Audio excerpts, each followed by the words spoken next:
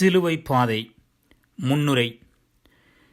இதோ இருளை துவைக்க புறப்படும் சூரியன் பேரருளை பெற்றுத்தர பிரகாசிக்கிறது. பாவத்தை கழுவ புறப்படும் செம்மறி சாபத்தை போக்க சாட்சியமாகிறது. ஆம், உண்மை இங்கே ஊர்வலமாக உலா வருகிறது. நாம் வாழ தம் உயிரையே பணைய வைத்து புறப்பட்டு விட்டார் பரமன் இயேசு பாரச் சிலுவையோடு. அன்று சிலுவை அவமானத்தின் சின்னம். கள்வர்களையும் கயவர்களையும் கழுமரம் ஏற்றும் உரோம பேரரசின் கொடூர சட்டத்தில் சிலுவை சாவுதான் அவமானத்தின் இறுதி கட்டம். ஆனால் இன்று சிலுவை என்பது 2 மரத்துண்டுகள் அல்ல, மாறாக ஏனையோரின் நல்வாழ்விற்காக தன்னையே அர்ப்பணிக்கும் தியாகத்தின் சின்னம். சிலுவை புனிதத்தின் புதுமை வெளிப்பாடு, இறை பிரசன்னத்தின் இன்பத் தோரணம். ஆலயங்களை அலங்கரிக்கும் திருச்சிலுவைகள் நம் கழுத்துக்களை அலங்கரித்து நாம் இறைமக்கள் என பிரதிபலிக்கும் ஆள்காட்டிகள். தீ இருளான வேற்றுமையை கிழித்து நன்னொளியான ஒற்றுமையை புலப்படுத்துகிற சமாதானத்தின் சர்வதேச சின்னம். ஆகவே மனித உறவுகளில் பிளவுபட்ட தலங்களை சரிசெய்ய, சாவின் முடிவில் வாழ்வை நிறுத்தி தியாக சுடராக சமாதான சிலுவையை விளக்காக ஏந்தி விழிமழுங்க இந்த மானுடத்தை வழிகளில் தேடுகிறார் இயேசு. இந்த தேடுதல் வேட்டை ஒரு புது வேட்டை. நியாயம், நீதி, சமுதாயப்பற்று, சமதர்மத்தன்மை, மனிதநேயம், மக்கள் உயர்வு இவற்றிற்காக புண்ணிய தேவனின் புரட்சி புதல்வன் புரியும் புதுமை வேட்டை. பசி, பட்டினி, துயர், துன்பம், வறுமை, வேலையின்மை, வரதட்சண கொடுமை, சண்டை, சச்சரவு இவ்வகை மண்ணக இருளில் விண்ணக ஒளிக்கொணர புண்ணிய தேவன் புரியும் புரட்சி வேட்டையில் பார்வையாளர்களாக அல்ல, மாறாக பங்கேற்பவர்களாக செயல்பட இறைமகன் விடுக்கும் அழைப்பை ஏற்று புறப்படுவோம். புதையுண்ட மகத்தான மனிதநேயம், சிதையுண்ட சிறப்பான தெய்வ பயம், இவை கிடைக்கும் வரை சிலுவை நாயகனோடு ஒன்றிணைவோம். தேடுதலில் தடங்கல்கள் சோர்வுகளாக வரும். பெருஞ்சுமை சுமந்து சோர்ந்திருப்பவர்களே எல்லோரும் என்னிடம் வாருங்கள், நான் உங்களுக்கு இளைப்பாறுதல் தருவேன் என்று நம் ஆண்டவர் இயேசுவின் ஆறுதல் மொழியில் அடைக்கலம் புகுவோம். இன்று சுமையால் சோர்ந்த மனிதர்கள் சுவைக்க விரும்புவது தாபோர் மலை அனுபவம்தான். ஆனால் பாவம் பறந்திட, சாவு வீழ்ந்திட, மெய்மை ஓங்கிட, குறையில்லா வாழ்வும் நிறைவான மகிழ்வும் பெற்றிட இயேசு காட்டும் ஒரே வழி கல்வாரி மலைதான். அதற்கு செல்லும் வழி கல்வாரி பாதை, சிலுவை பாதை. இப்பாதையில் பங்கேற்பாளர்களாக இருக்கும் நாம் மனதில் கொள்ள வேண்டிய முக்கிய கருத்து இதுதான். இச்சிலுவை பாதை ஒரு பக்தி சடங்கு மட்டுமல்ல, இது நமது வாழ்க்கை பாதையும் கூட. ஒவ்வொரு மனிதனின் உணர்ச்சிகளுக்கு உயிர் கொடுக்கும் உயரிய பாதை. இச்சிலுவை பாதையில் நமது சமூகம் சுமூகமடைய, அரசியல் இறை செயலாக மாற, சாதி, சமய, பொருளாதார வேறுபாடுகள் மறைய, வேதனை வரினும் சாதனை புரிபவர்களாக வாழ தீர்மானித்து பக்தியுடன் சிலுவை பயணத்தை துவங்குவோம். வெற்றி நாயகன் இயேசுவின் பாரச் சிலுவையோடு. திவ்ய இயேசுவை ஆராதித்து வணங்கி மக்கள் நன்றி அறிந்த தோத்திரம் செய்கிறோம். அது ஏனென்றால் அதிர்ஷ்ட பாரமான சிலுவையை சுமந்து கொண்டு உலகத்தை மீட்டு ரட்சித்தீர். முதல் நிலை. அநீதிக்கு முன் ஓர் மணிநீதி.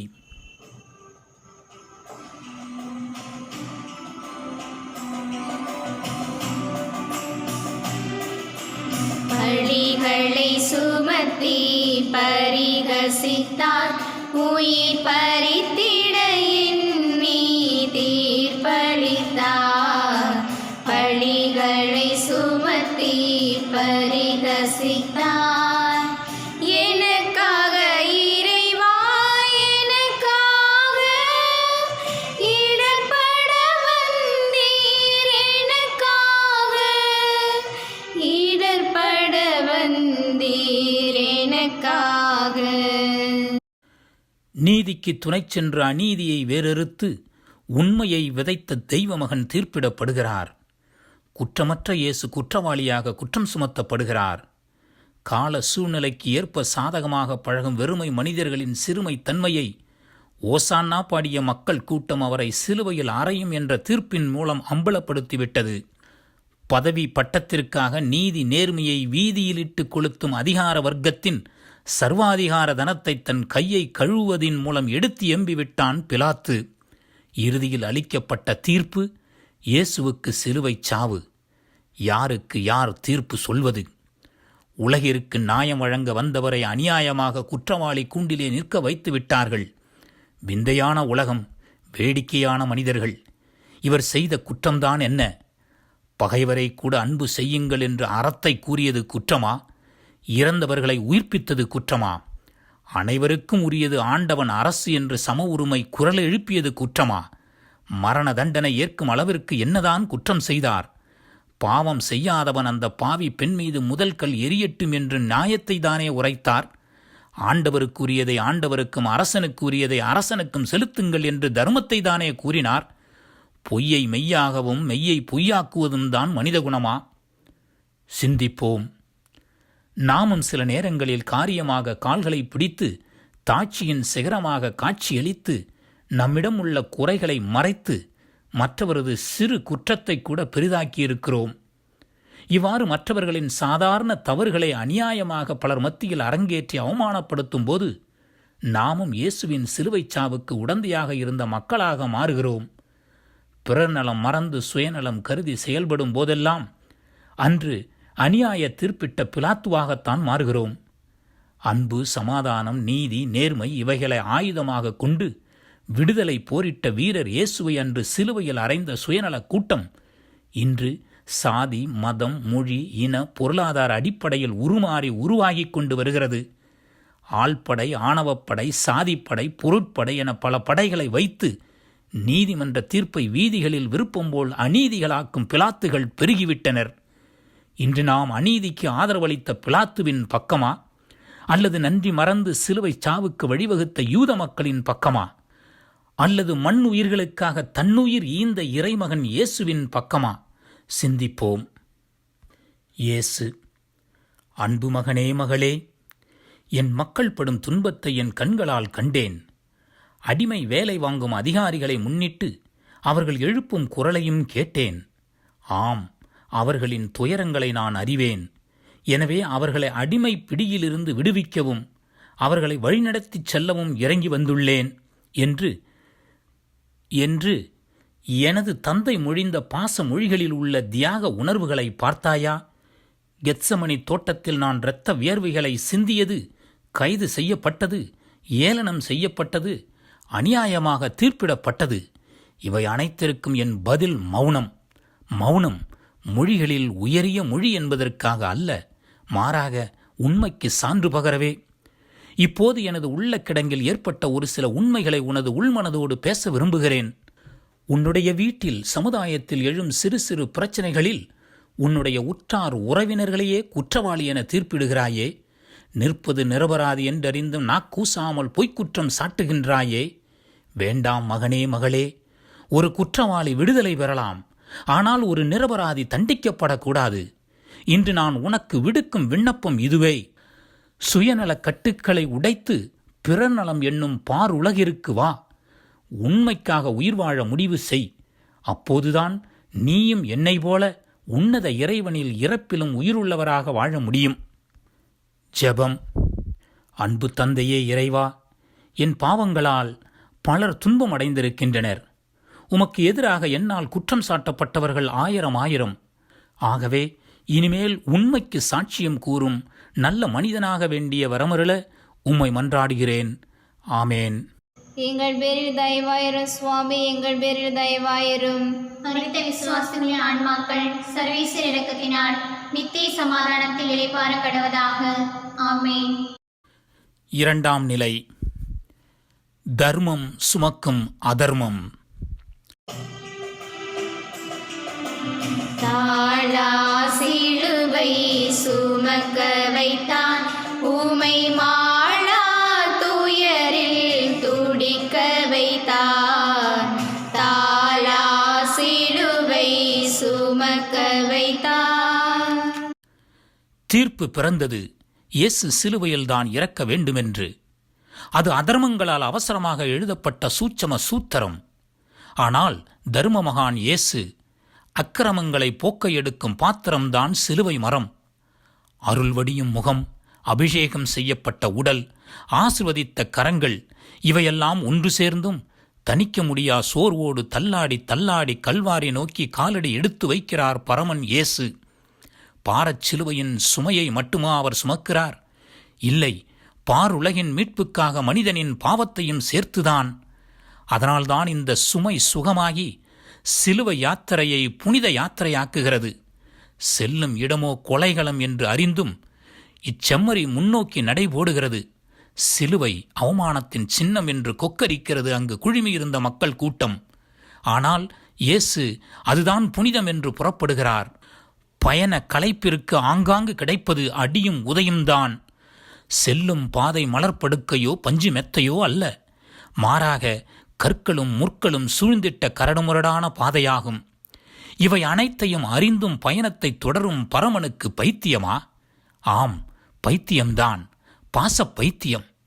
அப்பாச பைத்தியத்தால் தான் இம்மண்ணுலக மைந்தர்களுக்கு மீட்பு வைத்தியத்தை கொணர முடிந்தது. எத்தனையோ மனிதர்களின் மனச்சுமையை, நோய்ச்சுமையை, பாவச்சுமையை இறக்கியவர் பார சிலுவையோடு இந்த விடுதலை பயணம் வழியாக நமக்கு கூறுவது என்ன? சுதந்திர காற்றை நாம் நிரந்தரமாக சுவாசிப்பதற்கு சுமந்து சுமந்தே சுருங்கி போன சிலுவைநாதர் இயேசுவைப் போல் மாற முடியாவிட்டாலும் மற்றவருக்கு சிலுவையாக மாற வேண்டாம் என்பதே. சிந்திக்க, தன்னுயிர் ஈந்து மண்ணுயிர் காத்த அந்த பரமன் இயேசுவின் வழிகாட்டிகளாகிய நாம் எத்தனை பேருக்கு சிலுவையாக இருந்திருக்கிறோம்? ஒன்றுபட்டால் உண்டு வாழ்வு, கூடி வாழ்ந்தால் கோடி நன்மை என்பதை மறந்து என் வழி தனி வழி என்று கூறி முரண்பட்டு செயல்படும் போதெல்லாம் மற்றவர்களுக்கு நாம் சிலுவையாக மாறுகிறோம். ஈன்ற தாய் தந்தையரை மறந்து உற்றார் உறவினர்களை எதிர்த்து சமுதாயத்தை நிராகரித்து மனம் போன போக்கில் வாழும் போதெல்லாம் நாம் மற்றவர்களுக்கு சிலுவையாகவே மாறுகிறோம். அன்று சிலுவையை இயேசு சுமந்தாரே தவிர யார் மீதும் சுமத்தவில்லை. ஆனால் இன்று நாம் மதம், இனம், சாதி, மொழி மற்றும் பொருளாதார அடிப்படையில் பாகுபாடு பார்க்கும் போதெல்லாம் சப்தமின்றி செத்துக்கொண்டிருக்கும் அப்பாவி மக்கள் மேல் சிலுவையை சுமத்தி கொண்டே இருக்கிறோம். இன்று நமது நிலை என்ன? மற்றவர்களுக்கு சிலுவையாக இருக்கின்றோமா? மற்றவர்கள் மீது சிலுவையை சுமத்துகின்றோமா? அல்லது இயேசுவைப் போல் சுமையை சுவையோடு ஏற்கின்றோமா? சிந்திப்போம். இயேசு: அன்பு மகனே, மகளே, ஐயோ, நான் நொறுங்குண்டேன், என் நலம் கொடியது, நானோ இதை தாங்கியே ஆக வேண்டும் என்று என் தந்தை சிந்தை நுந்தழும் உணர்வுகளின் உள்ளடக்கம் உனக்கு புரிகிறதா? நீயோ உன் அன்றாட வாழ்வில் எழும் சிறு சிறு பிரச்சனைகளை, துன்பங்களை கூட ஏற்க மறுத்து, கடவுளே, உனக்கு கண்ணில்லையா, காதில்லையா, ஈவு இரக்கம் இல்லையா, ஏன் இந்த சோதனை வேதனையெல்லாம் என்று வினாக்களை ஏவுகணைகளாக தொடுக்கின்றாய். என்னை பார்த்தாயா? என்னுடைய பரிசுத்த கரங்கள் பாரமான பழுமர சிலுவையை கட்டி பிடித்து கொண்டு செல்கிறது. சிதைக்கப்பட்ட என் மேனி செங்குருதி குன்றி தடம் புரண்ட புகைவண்டி போல் தள்ளாடுகிறது. ஆனாலும் புறப்படுகிறேன், இம்மண்ணின் மைந்தர்களுக்கு மீட்பை கொணர்ந்து விடுதலை வாழ்வு அளித்திட. அதுதான் என் தந்தையின் சித்தமும் மகிழ்ச்சியும். இதோ எனது இதயம் உனது வாசலில் மௌனியாக நிற்கிறது. மீண்டும் நான் உன்னிடம் கேட்பது இதுதான்: சிலுவையிலிருந்து மற்றவரை இறக்கிவிடும் ஏணியாக இரு. சந்தர்ப்ப சூழ்நிலை கிடைக்கும்போது மற்றவர்கள் உயர பாடுபடு. மற்றவர்களுக்கு நன்மை செய்யாவிடினும் தீமை செய்யாதே. மற்றவர்களின் சிலுவையை சுமக்காவிடினும் அவர்களுக்கு சிலுவையாக மாறாதே. மாறாக எதையும் தாங்கும் இதயம் உள்ளவனாக வாழ கற்றுக்கொள். அதுதான் வாழ்க்கை தத்துவத்தின் நுழைவாயில். ஜெபம். சுமை சுமர்ந்து சோர்ந்திருப்பவர்களே எல்லோரும் என்னிடம் வாருங்கள், உங்களை நான் இளைப்பாற்றுவேன் என்று ஆறுதல் மொழி அளித்த இயேசுவே, மனித பாவங்களால் நாங்கள் மற்றவர்களுக்கு சுமையாகவும் ஒரு சில நேரங்களில் சுமை சுமந்து சோர்ந்தவர்களாகவும் இருக்கிறோம். இதோ எங்கள் அன்றாட வாழ்வில் வரும் சிறு சிறு பிரச்சனைகளை சுமைகளாக அல்ல, உமது சித்தத்தின் சுகங்களாக ஏற்க வரம் தாரும். உம்மை போல் பிறர் நலனில் வேரூன்றி பிறரின் சுமைகளை நாங்கள் ஏற்று மீட்பின் கருவிகளாக வாழவும், பிறரை சுமைகளாக கருதாமல் இருக்கவும் எங்களுக்கு அருள்தாரும். ஆமேன். எங்கள் பேரில் தயவாயிரும் சுவாமி, எங்கள் பேரில் தயவாயிரும். மரித்த விசுவாசிகளின் ஆன்மாக்கள் சர்வீசர் இரக்கத்தினால் நித்திய சமாதானத்தில் இளைப்பாற கடவதாக. ஆமேன். மூன்றாம் நிலை. புனிதரின் வீழ்ச்சியில் புண்ணியமடைகிறது பூமி. விழுந்தீர் சிலுவையின் பழுவோடு மீண்டும் எழு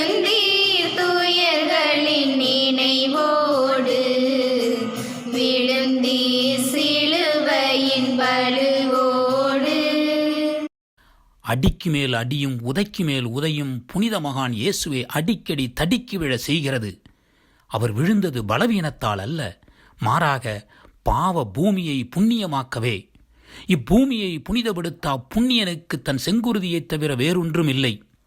ஆகவேதான் சாவின் நுழைவாயிலேயே ஒரு தடங்கல், முதல் தடங்கல். முள்ளிலும் கல்லிலும் கற்பாறையிலும் மோதி குருதியினை சிந்தி குருசின் பாரத்தால் முதல் முறை கீழே விழுகிறார் பரமன் இயேசு. பாவச் சுமை நிறைந்த பாரச் சிலுவையோ தோள்களை உறுத்துகிறது. தலையை கொய்து கொண்டிருக்கும் முள்முடி உலகை தலைகீழாக்குகிறது. தடுமாறி விழுந்தபோது அடிமழை விழிந்த நெஞ்சமில்லா வஞ்சகர்களின் அற்பச் செயல் உயிரையும் உடலையும் ஊசலாட்டுகிறது. அவர் ஒருவரின் சுமையா சுமக்கிறார்? இல்லை, இல்லை, இவ்வுலக சுமையையே சுமந்து செல்லுகிறார். அன்று ஒரு நொடியில் திமிர்வாதம் பிடித்தவனையும் இறந்த சிறுமியையும் எழுந்திருக்கச் செய்தவர் இதோ இப்பொழுது எழ இயலாமல் துவளுகிறார். புடைசூழ்ந்த படை வீரர்கள் உதவிக்கு வருகிறார்கள். கசை அடிகளோடும் சாட்டை அடிகளோடும், கணக்கில்லாமல் களைப்பில்லாமல் கடுகளவும் சஞ்சலமில்லாமல். படை வீரர்களால் பெய்யப்பட்ட அடிமழை கொடூரங்களின் எல்லையை அடைந்துவிட்டது. யாருக்காக? இறைச்சித்தம் நிறைவேறவும் நமது பாவங்களை போக்கவும் தான். பலம் சேர்த்து பலுவான பாரச் சிலுவையோடு எழுந்து தனது பாதையை தொடர முயல்கிறார். மண்ணின் பாவ இருளை போக்க விண்ணின் நாண ஒளி. மண்ணில் விழ வேண்டுமா என்ற வினா நம்மில் எழலாம். ஆம், தண்ணீரில் விழுந்தவனை தண்ணீரில் விழுந்துதானே மீட்க முடியும்? அதனால்தான் தரணியர் மத்தியில் இறைமகன் இயேசு தாட்சியோடு உதித்தார். அன்று ஆண்டவர் இயேசு பாரச் சிலுவைக்கு பணிந்து பாவ சிலுவையை முறியடித்தார். விழுந்ததும் எழுந்து மீட்பின் வெற்றிக்கு விடுதலை பயணம் பூண்டார். அவரது சாயலில் வாழும் நமது அனைவரின் கடமை என்ன? சிந்திப்போம். சிந்திக்க இயேசு பாரத்தால் பாதை தடுமாறினாரே தவிர பார்வை தடுமாறவில்லை. பார சிலுவை அவரது பலத்தை குறைத்ததே தவிர மனப்பக்குவத்தை குறைக்கவில்லை. ஆனால் அவரை பின்பற்றி வாழும் நாம் மட்டும் ஏன் சிறு துன்பங்களுக்கு அஞ்சி விழுந்து அயலாரையும் விழ வைத்து தவறுவது மனித இயல்பு என்று சாக்குப்போக்கு கூறுகிறோம்? வயதான பெற்றோரை வயிறெறிய நிந்திக்கும் போதும், உடன் பிறந்தோர் உற்றார் உறவினர்களை எதிரிகளாக கருதும் போதும், வீடு வந்த மருமகளை வரதட்சணை கொடுமையால் கேடு வந்து அடைந்தது என்று நாவினால் சுட்டெரிக்கும் போதும் நாம் நமது பாவ சிலுவையால் பாமரன் இயேசுவை பலமுறை விழச் செய்கிறோம். மது, மாது, சூது இவைகளுக்கு அடிமையாகிடும் மனிதன் தனக்குரிய மகத்தான பணி சாட்சி பணி என்பதை மறந்து சுயநல சூழ்ச்சிக்குள் மீண்டும் மீண்டும் விழுகிறான். நமது வாழ்வில் நாமும் வீழ்ந்து மற்றவர்களையும் பலமுறை விழச் செய்கிறோம். விழுந்து எழுந்த இறைமகன் பேரில் வாழும் நாம் பிறர் பாவத்திலே விழும்போது அவர்களை மீட்க முயலுகிறோமா? முயலாவிடில் அவர்களை அதிகம் துன்பத்திற்கு உள்ளாக்காமல் இருக்கிறோமா? சிந்திப்போம். இயேசு, அன்பு மகனே, மகளே, அவர் ஒடுக்கப்பட்டார், சிறுமைப்படுத்தப்பட்டார், ஆயினும் அவர் தம் வாயை திறக்கவில்லை என்று எனது தாட்சி குணத்தை மகிழ்ச்சி மனதோடு பகிர்ந்து கொள்ளும் என்னுடைய தந்தையின் வாக்குகளில் வாய்மை உள்ளது. நான் விழுந்து விட்டதால், அடிக்கப்பட்டதால் எவரையும் என் மனதில் கூட திட்டியது கிடையாது. எனக்கு அக்கழுமரமோ கசையடிகளோ கல்லு முள்ளு பாதையோ பெரிதாக தோன்றவில்லை. மாறாக உன் பாவங்கள்தான் என்னை கூனி குனிய வைத்தது. உனது மனமாறா தன்மைதான் என்னை விழ வைத்தது. பார்த்தாயா, விழுவது எழுவதற்கே என்று மீண்டும் எழுந்து என் பயணத்தை தொடர்ந்து விட்டேன். ஆனால் நீ பணத்திற்கும் போதைக்கும் ஆடம்பத்திற்கும் ஆபாசத்திற்கும் அடிமையாய் விழுந்து கிடக்கின்றாயே. எப்போது அதிலிருந்து எழப்போகின்றாய்? இதோ நான் உன் அயலானில் உருவில் விழுந்து கிடக்கின்றேன். ஒரு ஏழையாக, வறுமையில் வாடுபவனாக, வேலை இல்லாதவனாக, அதிகார வர்க்கத்தால் பாதிக்கப்பட்டவனாக. உனது பதில் என்ன? எனது இதய வீணையிலிருந்து இனிமையாக ஒலிக்கும் சங்க நாதங்களை கவனியுங்கள். வீழ்ந்து கிடக்கும் ஒவ்வொருவனிலும் நீ என்னை காண்கின்றாய். ஆகவே நீ வாழும் சமுதாயத்தில் பிறரை தூக்கிவிடவும், விழுந்தாலும் எழுந்து நடக்கவும் உடந்தையாயிரு. அநியாயத்தையும் அக்கிரமங்களையும் அப்புறப்படுத்தி நீதியை நிலைநாட்டு. ஜெபம். வீழ்ச்சியிலும் தாட்சி காட்டிய இயேசுவே, எங்களை நீதிக்காகவும் நேர்மைக்காகவும் உழைக்கச் செய்தருளும். வாழ்வில் வீழ்ச்சியுற்றவர்களை மகிழ்ச்சியுற்றவர்களாக மாற்றி மாட்சிமை பெற செய்யும். பிறர் துன்பத்தில் இன்பம் காணாதவர்களாக இருக்கும்படியாக வாழ வரம் தர வேண்டுகின்றோம். எங்கள் வாழ்வில் வீழ்ச்சிகளில் உம்மை போன்று முழுமையாக வெற்றி காணவும், அதன் மூலம் இச்சமுதாயத்திற்கு ஒரு சிறந்த எடுத்துக்காட்டாக வாழவும் எங்களை உருவாக்கியருளும். ஆமேன். எங்கள் பேரில் தயவாயிரும் சுவாமி, எங்கள் பேரில் தயவாயிரும். மரித்த விசுவாசிகளின் ஆன்மாக்கள் சர்வேஸ்வர இரக்கத்தினால் நித்திய சமாதானத்தில் இளைப்பாற கடவதாக. ஆமென். 4ஆம் நிலை. தாயும் சேயும் பேசும் மௌனம். தாங்கிட உண்ணா துயரூற்றி உம்மை தாங்கிய அன்னை துயரூற்றார். தாங்கிட உண்ணா துயரூற்றி. சங்க இலக்கியம் வீரத்தாய் பால்மனம் கூட மாறா தன் பச்சிளங்குழந்தையை பகைவர் படையை அழிக்க போர்க்களம் அனுப்பியதாக கூறுகிறது. இதோ இந்த தேவத்தாய் சங்கத்தாயையும் மிஞ்சியவளாய் வேதனையில் வாடி கல்வாரி செல்லும் தன் திருமகனை சோதனையின்றி சாதனை படைத்து வா என்று அன்பு பார்வையால் புதுத்தெம்பு அளிக்கிறார். காணாவூர் புதுமையினால் புகழப்பட்ட மகன், அப்பங்களை பழுகச் செய்து புதுமை புரிந்த புதல்வன், மலை பிரசங்கத்தால் மறுமலர்ச்சி செய்த செல்வன் இப்போது இகழப்பட்டு குற்றச்சாட்டப்பட்டு கல்வர்களால் எள்ளி நகையாடப்பட்டு கொட்டும் குருதியோடு குற்றவாளியாக கொலைகளம் நோக்கி செல்லுகிறார். 10 மாதம் சுமந்து பெற்றெடுத்து பாலூட்டி சீராட்டி வளர்த்த அருமை அன்னை மரியாள், 3 வயதில் மூத்தமழையால் குளிப்பாட்டிய அந்த தாய் இன்று தன் மகனின் கோலத்தை 33 வயதில் காணும்போது இருதலை கொள்ளி எறும்பு போல விழிக்கிறாள், மௌனியாக துடிக்கிறாள். 3 வயதில் அம்மா அம்மா என்று அமுதமொழி அருளிய மழலை செல்வன் இன்று வாய்க்கூட திறக்க இயலாமல் தள்ளாடி தள்ளாடி தன் தாயின் அருகில் வருகிறார். இந்த கோலத்தில்தான் பார்மீட்க வந்த பரமன் இயேசுவும் அவரை பாராட்டி வளர்த்த அன்னையும் சந்திக்கிறார்கள். உலக வரலாற்றில் காலங்காலமாய் உயிர் பெற்று வரும் அழியா சந்திப்பு அது. காரணம், அங்கு அவர்களுக்கிடையில் பேசியது மௌனம் ஒன்றுதான். அவர்களுக்கிடையே மௌன மொழிகள் கண்களால் வினா விடைகளை பரிமாறிக் கொள்ளுகின்றன. அப்புனித தாயின் கண்கள் வாடிய முகத்தோடு வேதனை அடைகின்றாயே மகனே, உதவட்டுமா என்கிறது. ஆனால் வீர மகனின் விம்மிய விழிகளோ, வேண்டாம் தாயே, இவ்வுலகம் இறைவனின் சித்தப்படிதான் மீட்கப்பட வேண்டும் என்கிறது. சரி, நான் போய் வரட்டுமா என்கிறது இறைமகனின் கண்கள். கொலைக்களத்திற்கு செல்லும் மகனுக்கு என்ன சொல்லி அனுப்புவது என்று அறியாமல் ஆத்திர அழுகைக்கு இரும்பு கவசமிட்டு உள்ளத்தில் பூகம்பம் ஏற்பட்டு இடிந்தவள் போல் துடிக்கிறாள் மரியாள். இம்மண்ணை படைத்த மாபெரும் மைந்தனுக்கு ஏன் இந்த துன்பக்களம்? நாம் அதை ஒரு முறையாவது சிந்தித்ததுண்டா? இப்போது சிந்திப்போம். சிந்திக்க அன்னையும் பிதாவும் முன்னறி தெய்வம் என்ற கூற்று தாயின் பெருமையை தெய்வத்திற்கு ஈடாக காண்பிக்கிறது. ஆம், அன்னை மரியாள்தான் இக்கூற்றிற்கு உவந்த ஒப்புமை. அவரது சாயலில் வாழும் ஒவ்வொரு பெண்மணியும் அன்னை மரியாளை போல தியாக உணர்வும் பிறநலமும் கொண்டுள்ளார்களா? பெத்த மனம் பித்து பிள்ளை மனம் கள்ளு என்பார்கள். பெற்ற வயிறு பற்றி எரியச் செய்யும் பிள்ளைகள்தான் கல்மனம் கொண்டவர்களாகின்றனர். ஊட்டி வளர்த்த தாயை எட்டி உதைக்கவும், வாழ்வுக்கு உயர்வளித்த தாயை முதியோர் இல்லத்தில் ஒதுக்கி வைக்கவும் இன்றைய பிள்ளைகள் தயங்குவதில்லை. திருமகன் இயேசுவின் சாயலில் வாழும் நாம் ஒவ்வொருவரும் இயேசுவைப் போல் நம் தாயிடத்தில் உண்மை அன்பும் மரியாதையும் நன்றி உணர்வும் கொண்டுள்ளோமா? சிந்திப்போம். இயேசு, அன்பு மகனே மகளே, ஆண்டவரே என்னை கண்ணோக்கும், நான் எத்தகு இழிநிலைக்கு உள்ளானேன் என்று பாரும் என்று இஸ்ராயல் மக்கள் எழுப்பும் அழுகுரல் நானும் என் தாயும் பட்ட துன்பத்தை விட மேலானது அல்ல. நீயோ சில நேரங்களில் மற்றவரது கவனிப்பை ஈர்க்க உனது சிறு துன்பங்களை கூட பெரிதாக்கி வேதனையிலும் சாதனை அடைந்ததாக போதனை செய்கிறாய்.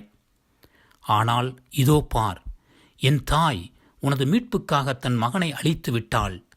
நீ உன் பிள்ளைகளை மற்றவர்களுக்கு ஒரு சிறு உதவி செய்ய அனுப்புகிறாயா? இரத்தக் கண்ணீர் வடிக்கும் என் தாயை பார்த்தீர்களா? வார்த்தைகளை வாயினால் வர்ணிக்க முடியாமல் விம்புவதை. அவர் கண்ணீர் வடிப்பதோ தன் வீர மகனின் தீர செயலுக்காக. ஆனால் இன்று எத்தனையோ தாய்மார்கள் தங்கள் பிள்ளைகளின் தகாத செயலுக்காக அழுது புலம்புகிறார்கள். கடவுள்தான் அன்பு என்றால் அன்பே தாய் என அழைக்கலாம். அந்த அன்பால் தான் ஈன்ற பொழுதிலும் பெருதுவக்கும் தன் மகனை சான்றோன் என கேட்ட தாய் தவறும் போதும் தழுவி காக்கிறாள். இடர் வரினும் சுடரென எரித்து போக்குகிறாள். ஆகவே அந்த அன்பு தாய்மார்களை நன்றி உணர்வோடு அரவணைத்து ஆதரிக்க வேண்டும். எப்போதெல்லாம் உன் தாய் கண்ணீர் வடிக்கிறாளோ அப்போதெல்லாம் என் தாயும் கண்ணீர் வடிக்கிறாள். என் தாயின் கண்ணீரை துடைக்க விரும்பும் நீ முதலில் உன் தாயின் கண்ணீரையும் உன்னை சுற்றி வாழும் தாய்மார்களின் கண்ணீரையும் துடைக்க முயற்சி செய். அநியாய அக்கிரமங்களுக்கு அடிமையாகாதே. வாழ்க்கை வாழ்வது ஒரு முறைதான். அதை இறைவனுக்காக வாழ முயற்சி செய். ஜெபம். பார்மீட்க வந்த கார்த்திகை தீபமே, எத்தனையோ தாய்மார்களின் கண்ணீர் வடிப்புகளைக் கண்டும் ஏறெடுத்து பார்க்காமல் இருந்திருக்கிறேன். நானும் எத்தனையோ பேர் கண்ணீர் வடிக்க காரணமாய் இருந்திருக்கிறேன். இனிமேல் நான் பிறருக்கு எனது முன்மாதிரியான வாழ்வால் உதவவும் பிறர் கண்ணீர் வடிக்க காரணமாய் இல்லாதபடியும் வாழ தேவையான அருளையும் அன்பையும் அளிக்க புனித மரியாளின் வழியாக உம்மை இறைஞ்சி வேண்டுகின்றேன். ஆமேன். எங்கள் பேரில் தயவாயிரும் சுவாமி, எங்கள் பேரில் தயவாயிரும். மரித்த விசுவாசிகளின் ஆன்மாக்கள் சர்வீசர் இரக்கத்தினால் நித்திய சமாதானத்தில் இளைப்பாற கடவதாக. ஆமேன். 5ஆம் நிலை. உழலுகையில் உதவும் ஊன்றுகோல். மறுத்திட முடியா நிலையாலே சீமோன் வருந்தினார் கண்ணை உம்மோடு. மறுத்திட முடியா நிலையாலே. உயிரை பணைய வைத்து பாமரன் இயேசு புரியும் புனித வேட்டையில் புல்லர்களால் தூவப்படும் புழுதி துன்பங்கள் பார சிலுவையோடு அடி உதைகளாக அவரை நிலை தடுமாற வைக்கிறது. இந்த வரலாற்று தடுமாறலில் உதவுவன் சீரோன் ஊரை சார்ந்த சீமோன். பயிரை விளைவிக்க சென்றவனுக்கு உயிரை காக்க ஒரு வாய்ப்பு, பிழைக்க சென்றவனுக்கு ஓர் அழைப்பு. ஆம், சீமோனுக்கு வாய்த்த வாய்ப்பு ஓர் ஒப்பில்லா அழைப்பு. வாழ்க்கை பயிரை வளர்க்க சமுதாய விதையும் சமதரும நீரும் உதவி என்ற உரமும் தேவை என்பதை படம் போட்டு காண்பித்து விட்டார் சீமோன். ஒவ்வொரு விண்மீனும் தனக்கென தனி வானம் கேட்டால் வானம் இல்லை. ஒவ்வொரு மரமும் தனக்கென தனி பருவம் கேட்டால் மழை இல்லை. ஒவ்வொரு காற்றும் தனக்கென தனி திசை கேட்டால் தென்றல் இல்லை. அதேபோல் ஒவ்வொரு மனிதனும் தனக்கென தனி வாழ்வு கேட்டால் சமுதாயமே இல்லை. கிறிஸ்துவ வாழ்வு ஒரு சமுதாய வாழ்வு. ஒருவர் உயர மற்றொருவர் உதவ வேண்டும் என்பதை உறுதிபட உதாரணத்தோடு விளக்குவதுதான் சீமோன் இயேசுவுக்கு உதவியது. வாழ்க்கை பயணத்தில் எதிர்பார்க்காத சந்திப்புகள், எண்ணிலடங்கா நிகழ்வுகள். இதில் உடனிருந்து உதவுவோர் உதவப்படுவோர் கணக்கில் அடங்கார். ஆனால் இயேசுவின் சிலுவை பயணத்தில் உடனிருந்தோர் உதறி தள்ளினர், கூடியிருந்தோர் குழி பறித்தனர். சரித்திரம் சரியாக சொல்லுகிறது, சீமோன் உதவியது கூட கட்டாயப்படுத்தப்பட்டதால் தான் என்று. சுமை சுமர்ந்து சோர்ந்திருப்பவர்களே எல்லோரும் என்னிடம் வாருங்கள், நான் உங்களுக்கு இளைப்பாறுதல் தருகிறேன் என்று கூறிய இயேசுவுக்கு கூட சிலுவை பாதையிலே சீமோனின் சலுகை தேவைப்பட்டது. சீரிய உறவுக்கும் உயரிய வாழ்வுக்கும் உத்தரவாதம் இடுவது தக்க காலத்தில் செய்யும் உதவிகள்தான். இன்று கிறிஸ்தவர்கள் என்று சொல்லிக் கொள்ளும் நாம் இயேசுவின் சாயலில் பலதரப்பட்ட பிரச்சனைகளால் சுயரூபத்தை இழந்து தள்ளாடும் நம்முடைய சகோதரர்களுக்கு உதவுகிறோமா? அல்லது மற்றவர்கள் எடுத்து சொல்லும் போதாவது சீமோனாக உதவி செய்ய முன் வருகின்றோமா? சிந்திப்போம். சிந்திக்க, சாதி வன்முறையால் வதைக்கப்பட்டு, மதவெறியால் சிதைக்கப்பட்டு, உற்றார் உறவினர்களால் பகைக்கப்பட்டு பரிதவிப்போர் பலர். இவர்களில் உதவி கேட்டே உயிர்விட்டோர் சிலர். ஊமையாய் உயிர்விட்டு கொண்டிருப்போர் இன்னும் சிலர். நீதிமிக்க அன்பை போதித்த ஆண்டவர் இயேசுவின் அடியார்கள் என்று சொல்லும் நாம் அதன் பொருளை உணர்ந்ததுண்டா? உண்மைக்கு சான்று பகருவதே இறை ஊழியனின் இயல்பு என்றிருக்க, திருமுழுக்கு அருட்சாதனத்தால் இறை ஊழியர்களாக அர்ச்சிக்கப்பட்ட நாம் வதைக்கப்பட்டு, சிதைக்கப்பட்டு, பகைக்கப்பட்டு பரிதவிப்போருக்கு உதவி செய்து உண்மைக்கு சான்று பகர்கின்றோமா? ஆபத்தில் உதவுவனே அருமை நண்பன் என்ற கூற்றை எத்தனை முறை கூட இருந்தவர்களுக்கே குழிபறித்து பொய்யாக்கியிருக்கிறோம். பிழைக்க சென்று கொண்டிருந்த சீமோனுக்கு கிடைத்த அழைப்பு ஒரு புனித அழைப்பு. அன்று சுமைதாங்கிய ஏழை சீமோன் முதலில் உதவ மறுத்தது சமுதாய மதிப்பீடுகள் என்ன நினைக்குமோ என்று எண்ணிதானே தவிர தனது சுயநலம் கருதி அல்ல. பூவோடு சேர்ந்த நாரும் மணக்கும் என்பது போல் சீமோனின் கட்டாயப்படுத்தப்பட்ட உதவி அவரை உலகமே காலங்காலமாய் நினைக்க செய்கிறது. சில நேரங்களில் நாமும் உதவ தயங்கிய சீமோனாகத்தான் மாறுகிறோம். சமுதாய கண்ணோட்டத்தில் வல்லமையற்றவனாக அல்ல, வரலாறு படைப்பவனாக இருக்க விரும்புகின்றோம். கூட்டத்தோடு சேர்ந்து கோஷம் போடுவதுதான் கும்பலின் வழக்கமான வழிமுறை. அதை மீறுபவன் முட்டாள், பிழைக்க தெரியாதவன், காற்றுள்ள போதே தூற்றிக்கொள்ள முடியாதவன் என்று பலவாறு குற்றம் சாட்டுகிறோம். இன்று நீதி நேர்மைகளுக்கு கும்பல்களால் கொடுக்கப்படும் தவறான வழிமுறைதான் சமுதாயத்தை முட்புதராக்குகிறது. இருப்பினும் தனி மனிதனாக எதிர்த்து போராடுவோர் எத்தனை பேர்? சிந்திப்போம். இயேசு, மகனே மகளே, கொடுமை தலைகளை அவிழ்ப்பதும் நுகத்தின் பிணையல்களை அறுப்பதும் ஒடுக்கப்பட்டோரை விடுதலை செய்து அனுப்புவதும் எவ்வகை நுகத்தை உடைப்பதும் அன்றோ நாம் தேர்ந்து கொள்ளும் நோன்பு என்று என் தந்தை இஸ்ரேலுக்கு கூறிய நோன்பின் வரையறையை பார்த்தாயா? தவக்காலம் உள்ளத்தை தூய்மைப்படுத்த, உடலையே நோன்பினால் உறுத்துவதற்காக அல்ல, மாறாக உள்ள வலிமையினால் உன்னத செயல்வள புரிந்து ஒடுக்கப்பட்டோருக்கும் ஒதுக்கப்பட்டோருக்கும் வாழ்வு கொடுக்க தரப்பட்ட வாய்ப்பு. ஆகவே மகனே மகளே, ஊர் ஊராய் சென்று மக்களின் வாழ்வு சிறப்புற புதுமைகள் புரிந்த எனக்கு புனித பயணம் சிறப்புற உதவியவன் சீமோன். ஊர் பிள்ளையை ஊட்டி வளர்த்தால் தன் பிள்ளை தானே வளரும் என்பதற்கு ஏற்ப மற்றவர்கள் வாழ்வில் சிறப்படைய அவர்களின் தேவைகளை புன்முகத்தோடு பூர்த்தி செய்ய கற்றுக்கொள். அப்போதுதான் உன் வாழ்வும் சிறப்புற உதவிகள் பலர் செய்வார்கள். நீதி நேர்மைக்கு உகந்தவாறு வாழ முயற்சி செய். உண்மைக்கு சான்று பகரும் சமுதாயத்திற்கு ஒத்துழைப்பு கொடு. என்னை பார்த்தாயா? என் மானிட பிறவிக்கு தாய் மரியாளும் தந்தை சூசியப்பரும், எனது தினசரி வளர்ச்சிக்கு யூத சமுதாயமும் இறை பணிக்கு சீடர்களும் சிலுவை பயணத்திற்கு சீமோனும் உதவி செய்தார்கள். ஆகவே நீ வளர, மற்றவர் வாழ சமுதாயத்தோடு ஒருமித்து உதவிட செயல்படு. ஜெபம். அன்பு தந்தையே, உமது வார்த்தைகளின்படி இந்த தவ நாட்களின் நோன்பின் மேன்மையை உணர்ந்து உண்மைக்கு சான்று பகரக்கூடிய வாழ்வு வாழ உமது அருளை தந்தருளும். அந்த சீமோனைப் போல எங்கள் வாழ்வு மாற்றானுக்கு மருந்தாக அமையச் செய்தருளும். வாழ்வில் துன்பத் துயர சிலுவைகளால் உழலுவருக்கு ஒருவேளை என்னால் உதவி செய்ய வாய்ப்பு இல்லாமல் போனாலும் நான் அவர்களுக்கு பார சிலுவையாக இருக்காதபடி காத்தருளும். துயர் உருவோரின் துன்பத்தில் பங்கு பெறக்கூடிய பாக்கியத்தை நிறைவாக அளித்து ஆசிர்வதிக்குமாறு உம்மை மன்றாடுகிறோம். ஆமேன். எங்கள் பேரில் தயவாயிரும் சுவாமி, எங்கள் பேரில் தயவாயிரும். மரித்த விசுவாசிகளின் ஆன்மாக்கள் சர்வீசர் இரக்கத்தினால் நித்திய சமாதானத்தில் இளைப்பாற கடவதாக. ஆமேன். 6ஆம் நிலை. வேங்கையாகிறது ஒரு வெள்ளாடு. வீணையாய் பதிந்தது உம்பதனம், அன்பின் வீழையாய் மாறின் சிறு துணியில் நிலையாய் பதிந்தது உம்பதனம். கல்வாரி மலை நோக்கி கரடு முரடான பாதையில் கழுமரத்தோடு தடுமாறி நடமாடும் நல்லாயன் இயேசுவின் பொலிவிழந்த முகத்தை வீர களஞ்சியம் வெரோனிக்கால் துணிச்சலோடு துணிகொண்டு துடைக்கின்றாள். இறைமகன் இயேசுவோ அவள் துணியிலேயே தன் திருவுருவை பரிசாக பதிக்கிறார். அன்பு என்ற அலைமோதும் போது ஐயம் என்ற அணைக்கட்டும் அப்புறப்படுத்தப்படும்.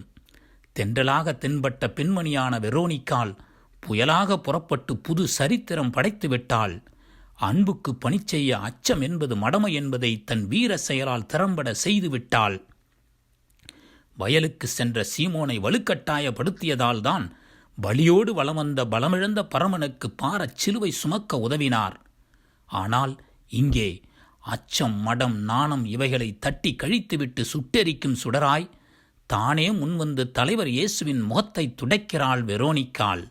உடனிருந்த சீடர்களே உதறி தள்ளியும் உயிரை பணயம் வைத்துதான் அவள் இயேசுவை நோக்கி வீறுநடை போட்டிருக்க முடியும்.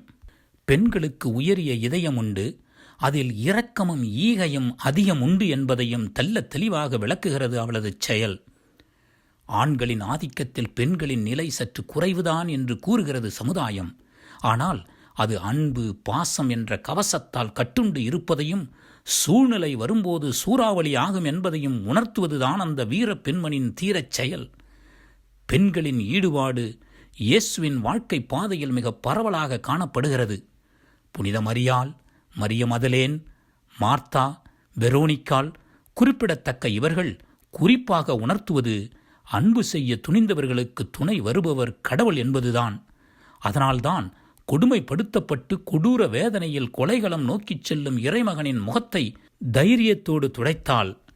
இன்று சிலுவை நாயகனோடு கல்வாரி செல்லும் நமது கடமை குறுகிய எண்ணங்களை குப்பையிலிட்டு விரிந்த மனப்பாங்கை வீதியில் உலாவர செய்வதுதான். அது எப்படி, எவ்வாறு? சிந்திப்போம்.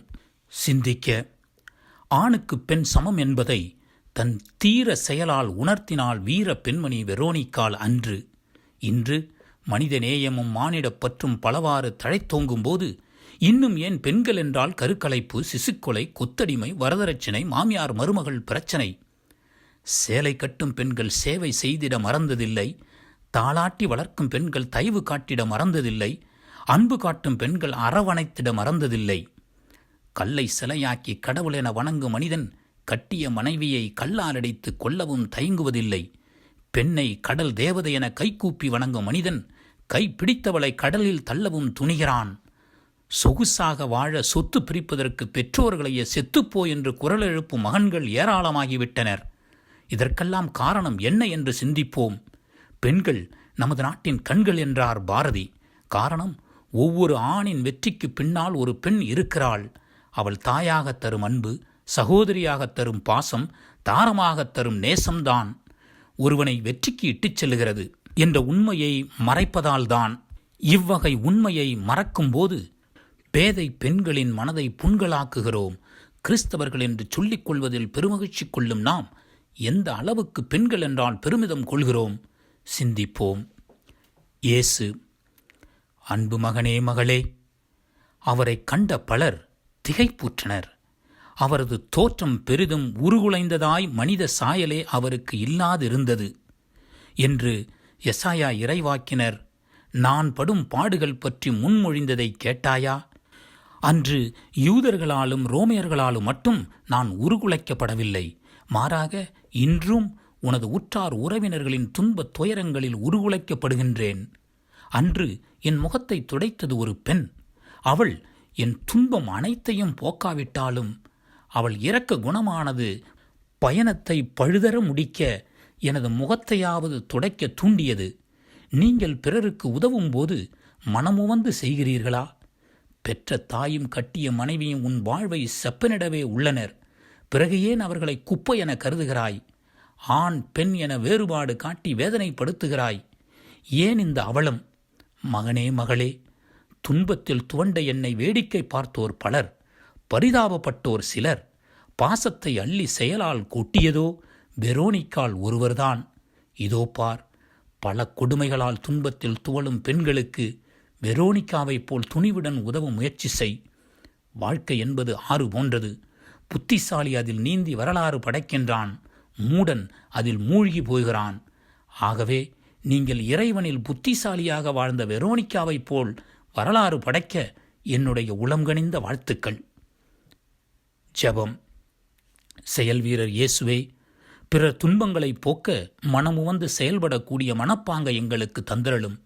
பெண்களை அவர்களது மேன்மையை உணர்ந்து மதிக்கவும் நல்ல எண்ணங்களை கொண்டு நல்லது செய்ய எங்களுக்கு வெரோனிக்காவைப் போல் துணிவை தந்தரலும். பிறர் தேவையை அறிந்து அவர்களுக்கு எங்களால் ஆன உதவியை மனமுவந்து செய்ய உமதருளை பொழிந்தருளும். ஆமேன். எங்கள் பேரில் தயவாயிரும் சுவாமி, எங்கள் பேரில் தயவாயிரும். மரித்த விசுவாசிகளின் ஆன்மாக்கள் சர்வீசர் இரக்கத்தினால் நித்திய சமாதானத்தில் இளைப்பாற கடவதாக. ஆமேன். 7ஆம் நிலை. வீழ்ச்சியின் விடியலில் எழுச்சியின் சூரியோதயம். ஓய்ந்தீர் பழுவினை சுமந்ததினால் அந்தோ சாய்ந்தீர் நீளத்தில் மறுமுறையும்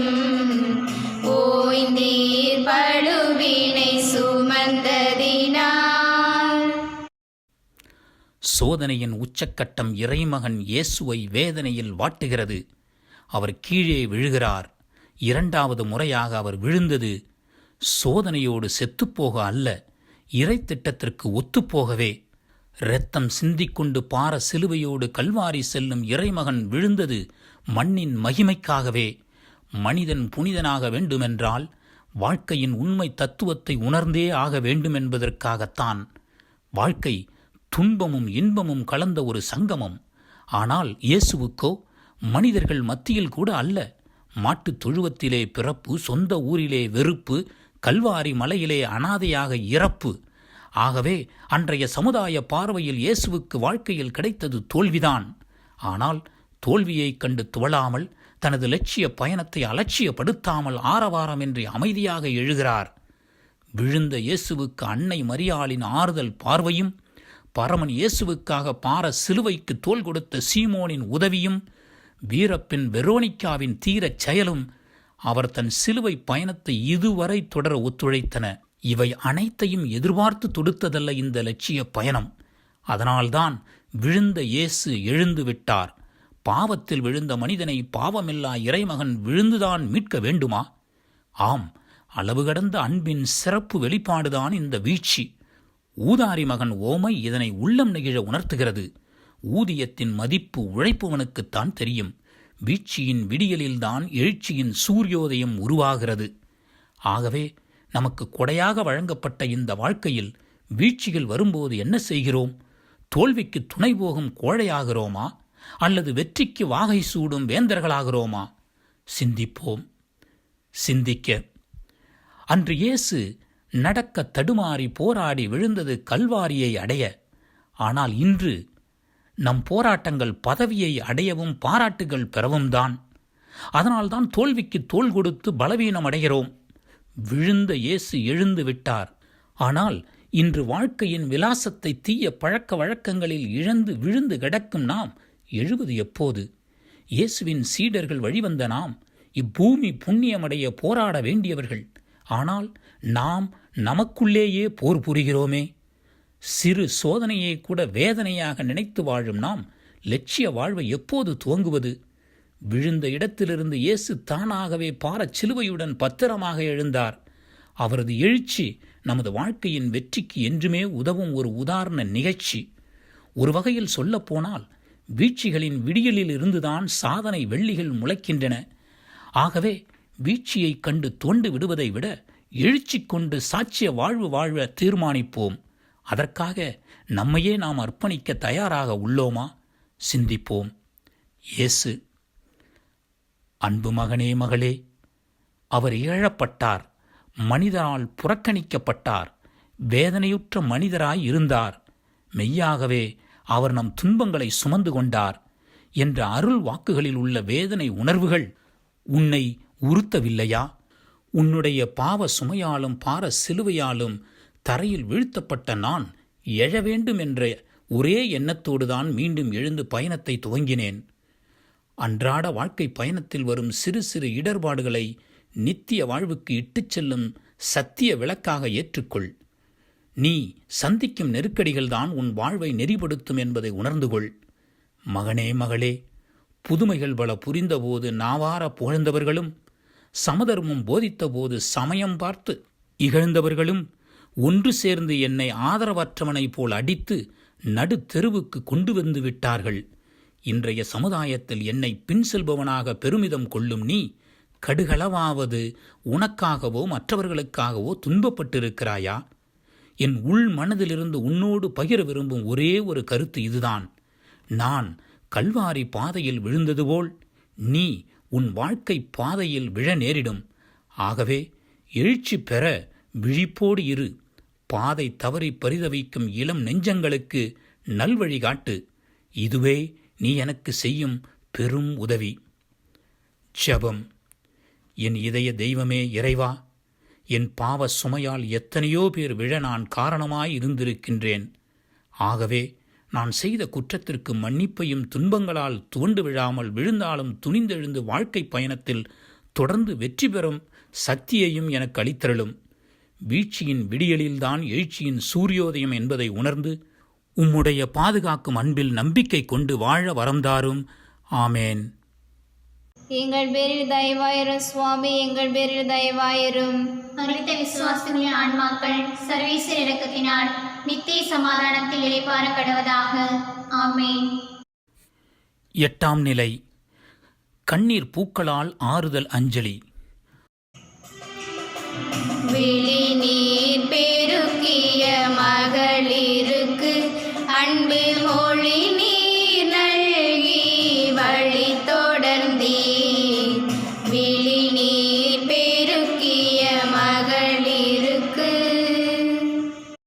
உள்ள கிடங்கில் உருவான பாச உணர்வுகளுக்கு உருகொடுக்க அழுகைதான் ஆறுதல் மொழியாக எருசலேம் பெண்கள் இயேசுவுக்கு அளித்தனர். பாரமுள்ள சிலுவையோடு செந்நீர் சிந்தி பரிதவித்து செல்லும் பரமனுக்கு ஈரமுள்ள நெஞ்சோடு கண்ணீர் சிந்தி இரக்கம் தெரிவிக்கிறார்கள் யூதப் பெண்கள். அங்கே ஆறுதலின் சின்னமாய் கண்ணீர் வடித்துக்கொண்டு கச்சிலை போன்று நின்ற பெண்களுக்கு இயேசு கூறியதும் ஆறுதலே. யூத சமுதாயத்தில் பெண்களை பேதைகளாக கட்டுப்படுத்தியவர்களின் மத்தியில் முட்டு மல்லியாக அவர்களின் கண்ணீர் பூக்கள்தான் உண்மைக்கு இல்லை உறக்கம் என்பதை உணர்த்தின. அந்த உண்மைதான் பெண்கள் என்றாலே இரக்கம் உள்ளவர்கள் என்றும், அடுத்தவரின் துன்பம் கண்டு அந்நொடி பொழுதே கலங்குபவர்கள் என்றும், மானிடத்தின் பாச களஞ்சியம் என்றும் உணர்த்துகிறது. அன்பு, ஆதரவு, பொறுமை, சாந்தம், மன்னிப்பு இவைகளின் பிறப்பிடமாக கருதப்படுவதும் பெண்கள்தான். இப்படிப்பட்ட பெண்கள் அழுவது அவர்களது பலத்தை காட்டுகிறதா பலவீனத்தை காட்டுகிறதா என்று பார்க்கும்போது உள்மனதில் உதிக்கும் உன்னத அன்பை அமைதியான முறையில் வெளிக்கொணர்வதன் அடையாளம்தான் கண்ணீர் துளிகள் என்று புரிகிறது. ஆகவே அது பலத்தை தான் காட்டுகிறது எனலாம். காரணம், சிலுவை நாயகனுக்கு நேச பார்வையால் மௌன வாழ்த்து கூறிய பாசத்தாய் கொடூர படைகளுக்கு இடையே அபூர்வ காட்சியளித்து இயேசுவின் முகம் துடைத்த வெரோனிக்கால் இந்த இரு பெண்களுமே சமுதாய மரபு முறைகளை சுட்டெரித்த வீர பலசாலிகள். ஆனால் இன்று நம்முள் எத்தனை பெண்கள் சுயநலத்தீயால் பொதுநலப் பண்புகளை சுட்டெரிக்கின்றனர்? பெண்களே பெண்களுக்கு எதிரிகளாக செயல்படுகின்றனர். இறை மகனுக்கு ஆறுதல் கூறி அழுத மக்களுக்கு அவர் அளித்த பதில், உங்களுக்காகவும் உங்கள் பிள்ளைகளுக்காகவும் அழுங்கள் என்றார். உண்மைதான். அயலானில் ஆண்டவரை காணாமல் அயராது கோயிலுக்கு சென்று என்ன பயன்? சிந்திப்போம். இலக்கியத்தில் பெண்களை நதிக்கும் தென்றலுக்கும் கடலுக்கும் பூவுக்கும் தேனுக்கும் ஒப்புமைப்படுத்தி உயர்த்தி பாராட்டும் நாம் அன்றாட வாழ்வில் அவர்களுக்கு சரிநிகர் அன்பு காட்ட மறுப்பது ஏன்? ஏட்டு சுரக்காய் கூட்டுக்கு உதவாது என்ற கூற்றை உண்மைப்படுத்தவா? அல்லது தன்னல பலவீனங்கள் பலருக்கும் புரிந்துவிடுமோ என்ற சுயநல ஐயத்தாளா? சிந்திப்போம். மரியாளை போல் குலவிளக்காய் வந்த உயரிய பெண்களை கருகிய சாம்பலாக்கியிருக்கிறோம் அல்லவா? வெரோனிக்காவைப் போல் புரட்சி குரல் கொடுக்க வந்த புதுமை பெண்களை நாம் புழுதியாக்கியிருக்கிறோம் அல்லவா? நம் நாட்டில் உள்ள மத்திய பிரதேச மாநிலத்தில் பெற்ற தாய்க்கும் உடன் பிறந்த சகோதரிகளுக்கும் நிகரான அருட்சகோதரிகளின் கற்பை சூறையாடிய சண்டாளர்களை மிருகம் என்று அழைக்கக்கூட வாய் கூசுகிறது. காரணம், தன்னை புதைத்த தவத்தில் ஆன்ம நலனுக்காக அறைக்குள் அமர்ந்து அழுவதும் விண்ணக வாழ்விற்காக வீதியில் வந்து மனித மனங்களை உழுவதும் தான் ஒரு அருட்சகோதரியின் காலடி தடங்கள் என்பதை உணராததால் மனித வேறுபாடுகளை களைய வந்த புனித ஏற்பாடுகளின் மீது புழுதியை தூவிவிட்டனர். சிந்திப்போம். படைக்கப்பட்ட ஒவ்வொரு மனிதனின் சாயலில் சரிந்து கொண்டிருக்கும் தெய்வ சாயலை சரி செய்ய முயற்சி உடையார் இகழ்ச்சி அடையார் என்ற ஆழ்ந்த சிந்தனையோடு முயல்வோம். இயேசு, அன்பு மகனே மகளே, நாம் கிறிஸ்து வழியாக தமக்கு ஏற்புடையவராகுமாறு கடவுள் பாவம் அறியாத அவரை பாவநிலை ஏற்க செய்தார் என்று புனித பவுல் கொரிந்திய மக்களுக்கு கூறும் எனது பாடுகளின் உண்மை உனக்கு புரிகிறதா? எனது வழியாகத்தான் உங்களுக்கு மீட்பு என்றால் என்னை போல திறம்பட செயல்பட தியாகங்கள் செய்துதான் ஆக வேண்டும். தட்டு தடுமாற வைக்கும் சூழ்நிலைகளிலிருந்து விட்டெழுந்து வீறு நடை போட்டுதான் ஆக வேண்டும். இவைகளையெல்லாம் உனது அன்றாட வாழ்வில் கடைபிடிக்க முற்படு. மகனே மகளே, நான் படும் துன்பங்களைக் கண்டு நெஞ்சுருகி தியானித்துக் கொண்டிருக்கும் உனக்கு நான் தரும் பதில் எருசலேம் பெண்களுக்கு அளித்த அதே பதில்தான். எனக்காக அழ வேண்டாம். வரதட்சணை கொடுமையாலும் மாமியார் மருமகள் கொடுமையாலும் வாழ்க்கையை இழந்த பெண்களுக்காக அழுங்கள். பெண்களை விளைபொருட்களாக கருதி கற்பனை நெருப்பில் கருகிப்போகும் இளம் நெஞ்சங்களுக்காக அழுங்கள். பள்ளி செல்லும் பருவத்தில் தொழிற்சாலைகளுக்குச் செல்லும் இளம் சிறார்களுக்காக அழுங்கள்.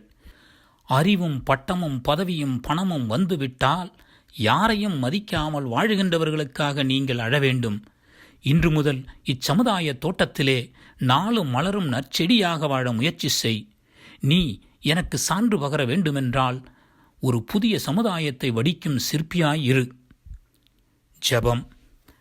அன்பு தந்தையே இறைவா, பிறர் துன்புறும்போதும் வேதனையில் துடிக்கும் போதும் அவர்களுக்கு ஆறுதல் கூறவும், பிறருக்கு நன்மை செய்ய கோழையாக இல்லாமல் துணிவோடு செயல்படவும் தேவையான அருளை தந்தருளும். முக்கியமாக பெண்களுக்கு உரிய மதிப்பையும் மரியாதையையும் குடும்பத்திலும் சமுதாயத்திலும் கொடுத்து உமக்கு உயரிய வழியில் உண்மை பணி புரிந்திடவும், அதன் மூலம் சிறப்பான சமுதாயத்தை உருவாக்கவும் தேவையான வரம் தாரும். ஆமேன். எங்கள் பேரில் தயவாயிரும் சுவாமி, எங்கள் பேரில் தயவாயிரும். மரித்த விசுவாசிகளின் ஆன்மாக்கள் சர்வீசர் இரக்கத்தினால் நித்திய சமாதானத்தில் இளைப்பாற கடவதாக.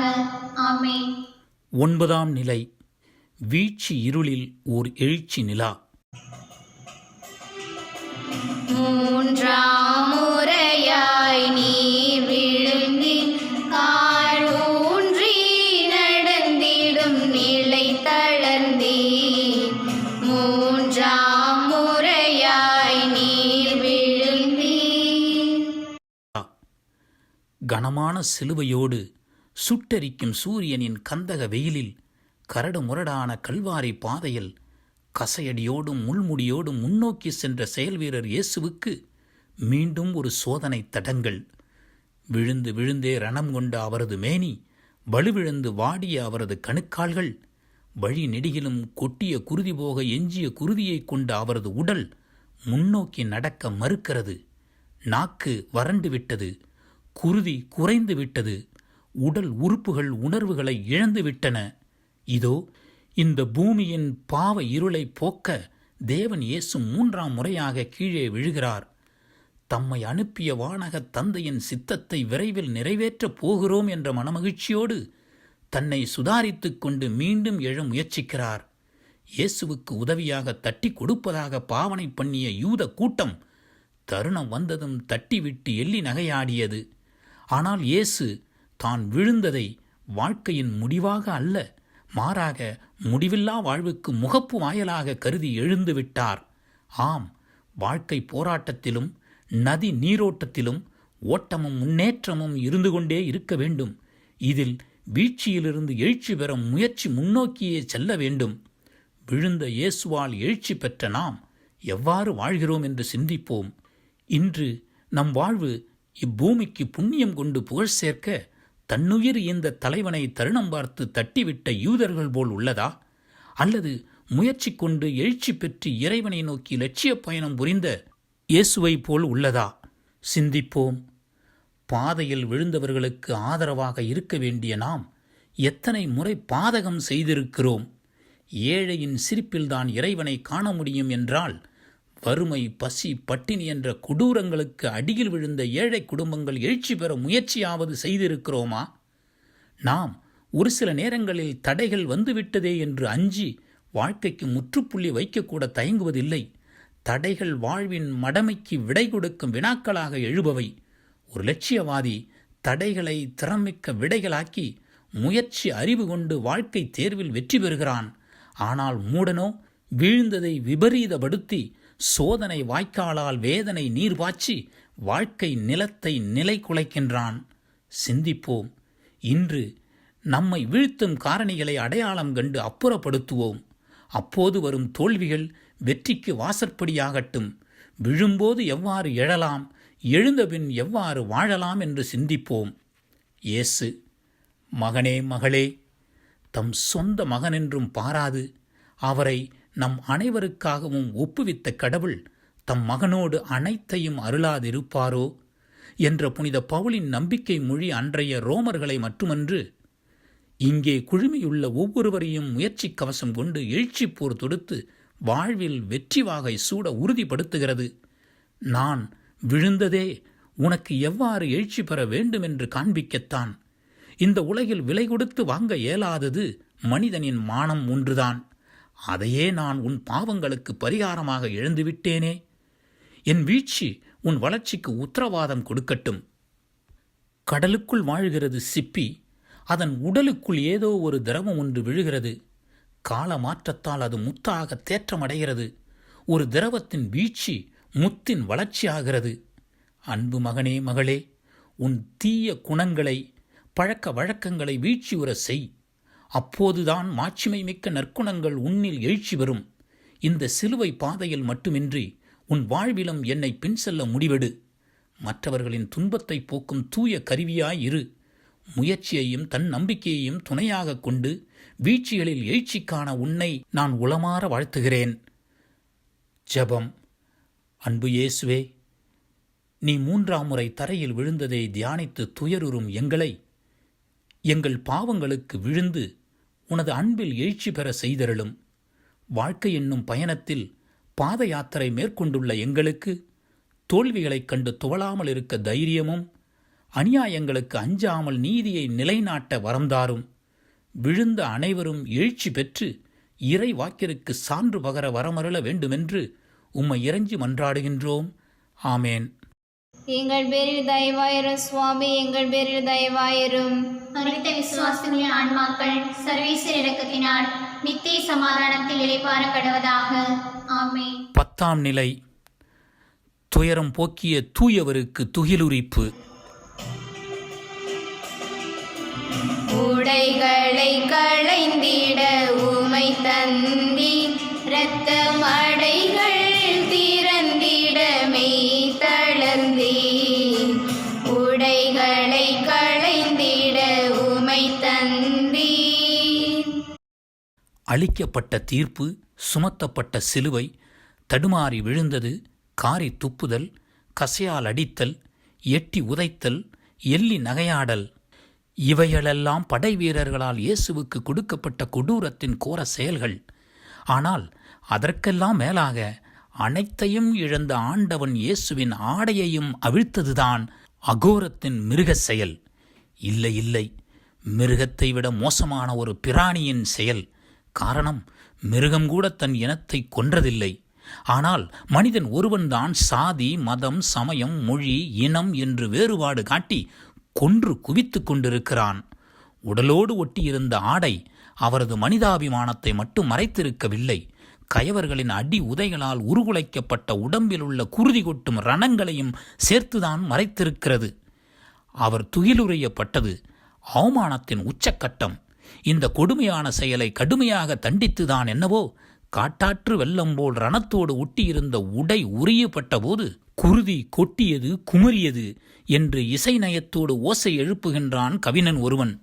ஆம், துர்ச்சாதனின் ஆட்டத்தில் திரௌபதி ஆடை இழந்தாள். யூதாஸின் சூதாட்டத்தில் இறைமகன் இயேசு ஆடை இழக்கிறார்.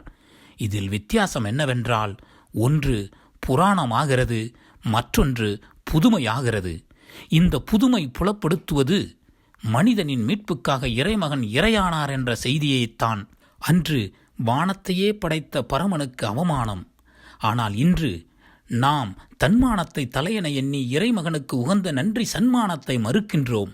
அதற்கு காரணம் என்ன? சிந்திப்போம்.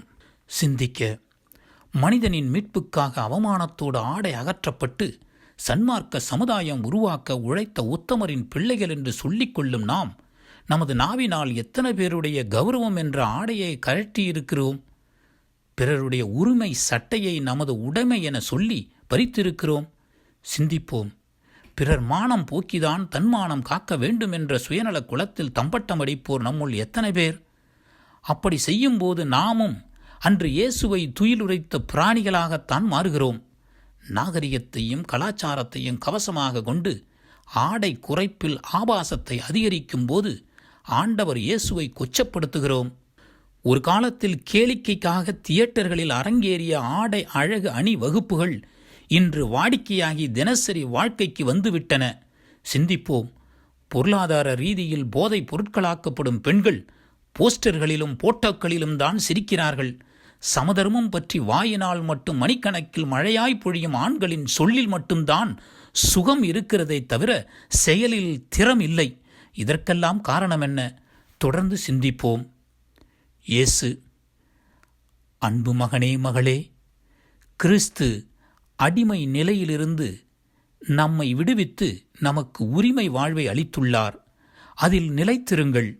மீண்டும் அடிமை தலை எனும் நுகத்தை உங்கள் மேல் ஏற்றுக்கொள்ளாதீர்கள் என்று கலாத்தியருக்கு புனித பவுல் என்னை முன்னிட்டு கூறும் அறிவுரையில் உள்ள உட்கருத்து புரிகிறதா? கழட்டப்பட்ட என் ஆடை உன்னில் உடுத்தப்பட வேண்டுமென்றால் நீ உனது இறந்த கால பாவ நிலையை விட்டு எழுந்து எதிர்கால புண்ணிய வாழ்விற்கு புது வழி தேடு. அன்று எனது நூலாடையான மேலாடையைத்தான் அவர்களால் பறிக்க முடிந்ததே தவிர எனது உள்ளாடையான பண்பாடையை ஒருவராலும் பறிக்க முடியவில்லை. அந்த பண்பாடையில் நீதி, நேர்மை, பாசம், பரிவு அணிவகுத்து நின்றன. அவைகள்தான் ஆடை பறிக்கப்பட்ட எனக்கு ஆறுதல் கூறி ஆமோதித்தன. புண்ணிய வாழ்விற்கு புதுவழி தேடும் நீ இப்பண்பாடையை உடுத்து. அப்போதுதான் கெட்ட பழக்க வழக்கங்களால் செய்யப்பட்ட உன் மேலாடையை கழட்ட முடியும். அன்பு மகனே, மகளே, அன்று என் ஆடையை அவிழ்த்து அவமானப்படுத்தினார்கள். ஆனால் இன்று என் உருவில் வாழும் மனிதர்களுக்கு ஆடையை இட்டு அவமானப்படுத்துகிறாயே. நீ எப்போதெல்லாம் கட்டு கதைகளையும் கற்பனை வதந்திகளையும் நீதிமான்கள் மேலும் நேர்மையுடையோர் மேலும் போர்வையாக போர்த்துகிறாயோ, அப்போதெல்லாம் அவர்களுக்கு பொய் ஆடையிட்டே அவமானப்படுத்துகிறாய். உன் கையளவு இதயத்தில் தேக்கி வைத்திருக்கும் கடலளவு அழுக்குகளை அகற்ற முயற்சி செய். கிறிஸ்தவன் என்ற பெயரால் மற்றவர்களுக்கு ஓர் எடுத்துக்காட்டாக வாழ முயற்சி செய். ஜெபம். அன்பு இயேசுவே, நாங்கள் எங்களது சுயநலம் என்ற மேலாடையை கழற்றி எறிந்துவிட்டு பிறநலம் என்னும் போர்வையை போர்த்தி கொள்ளவும், ஆபாச வாழ்வை அகற்றி ஒழுக்க உடையை அணியவும் அருள்தாரும். சாதி, மதம், மொழி, பொருளாதார வேறுபாடின்றி வாழும் அனைவரையும் அன்பு செய்யவும், அவர்களின் உரிமை ஆடைகள் பறிக்கப்படும் போது உம்மை போல் செயல் வீரராக மாறிட தேவையான வரங்களை பொழிந்தருள வேண்டுமென்று உம்மை மன்றாடுகின்றோம். ஆமேன். எங்கள் பேரில் தயவாயிரும் சுவாமி, எங்கள் பேரில் தயவாயிரும். மரித்த விசுவாசிகளின் ஆன்மாக்கள் சர்வீசர் இரக்கத்தினால் நித்திய சமாதானத்தில் இளைப்பாற கடவதாக. ஆமேன். 11ஆம் நிலை. வானத்திற்கும் பூமிக்கும் நடுவில் ஆணிகளின் அட்டகாசம்.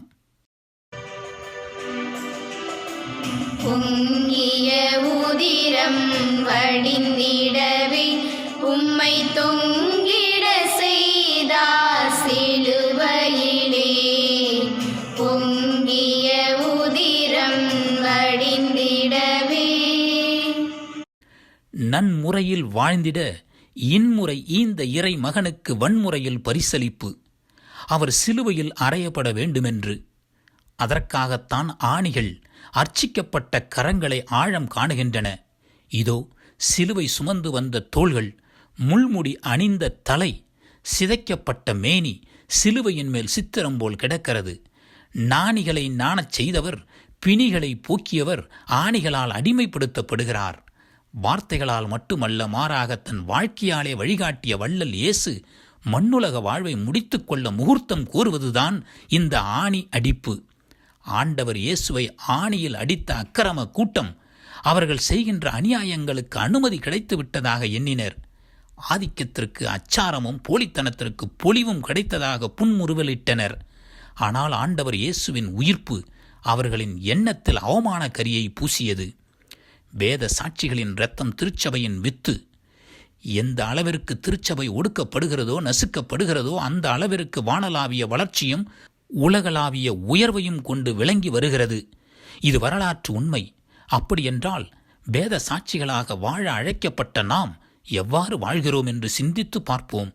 உண்மையான வேத சாட்சியத்திற்கு உதாரணம் இயேசுவும் அவரை பின்பற்றிய சீடர்களும் தான். சிந்திக்க. இயேசுவை ஆணியால் சிலுவையில் அறைந்தது கடந்த கால நிகழ்வு மட்டுமல்ல. அன்று கல்வாரியில் இயேசுவின் உருவில் நியாயம், நீதி, நேர்மை உருகுலைக்கப்பட்டது. அதே நிலை இன்றும் தொடர்கிறது.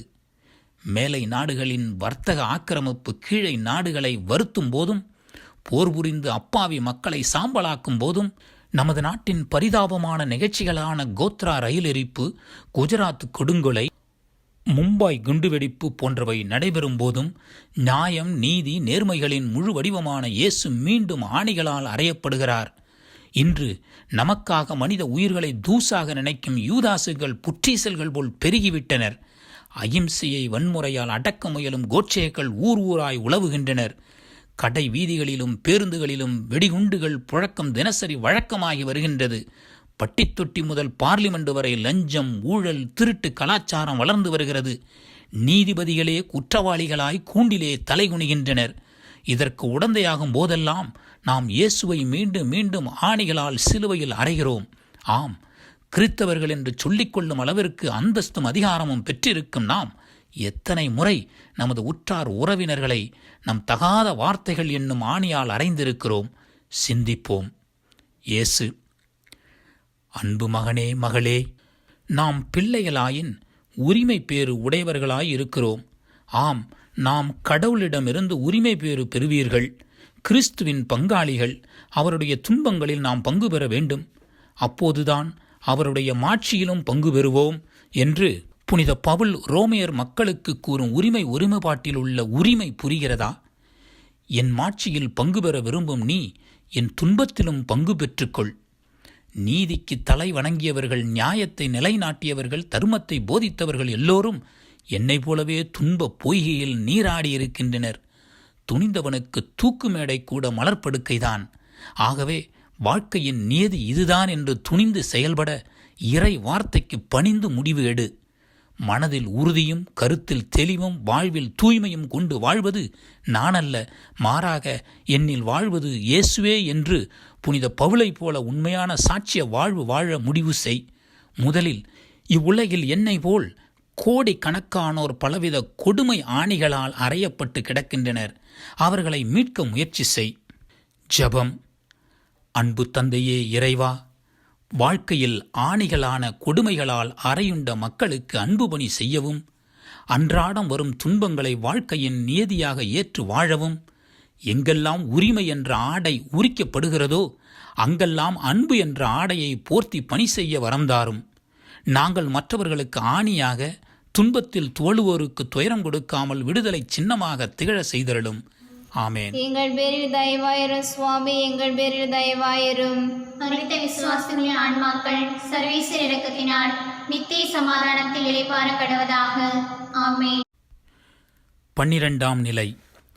தந்தையின் கைகளில் மகனின் ஆவி அடைக்கலம். இன்னுயிரகன்றது உமை விட்டு, பூமி இருளில் ஆழ்ந்தது ஒளி கேட்டு. இன்னுயிரகன்றது உமை விட்டு. இறப்பு தவிர்க்க முடியாத வாழ்க்கை நிகழ்வுகளில் ஒன்று. மனிதனுடைய வாழ்க்கையில் உள்ள உணர்வுகள், உறவுகள், இயக்கங்கள், எண்ணங்கள் இவைகளுக்கு முகப்பு வாயில் பிறப்பு. ஆனால் முற்றுப்புள்ளி வைப்பதோ இறப்பு. விண்ணையும் மண்ணையும் இணைக்க வந்த மன்னவன் இயேசு தந்தையின் இறுதி திட்டமும் யூதர்களின் சதி திட்டமும் நிறைவேற மண்ணை விட்டு உயிர் துறக்கிறார். தன்னை வெட்டும் கோடாரிக்கும் சந்தன மரத்தை கொடுக்கும் சந்தன மரத்தைப் போல தன்னை இத்தரணியை விட்டே வெளியேற்றியவர்களுக்காகவும் வேண்டுகிறார்.